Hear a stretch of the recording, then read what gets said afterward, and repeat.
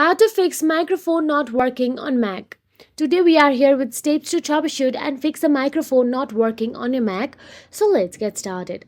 Firstly, go to your home screen. Now in your home screen, tap on the Apple icon available in the top left corner of your screen. Then a drop down menu will appear.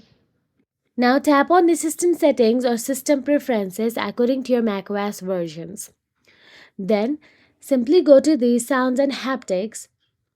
Ensure that your Mac you are using has microphone access enabled.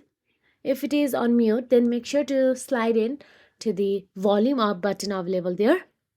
After that, simply go to the General from the left slide bar. Inside General, tap on the Software Update. Now here, update your Mac to the latest version of macOS. Install any available updates to ensure your Mac is running the latest software. So that is it. If none of these work, then test your headphones on another device to ensure they are working. If your headphone work elsewhere, then the Mac port may be faulty. Contact Apple support or visit an Apple store for hardware diagnosis. If you found this video helpful, please like, share and subscribe, and thank you so much for watching.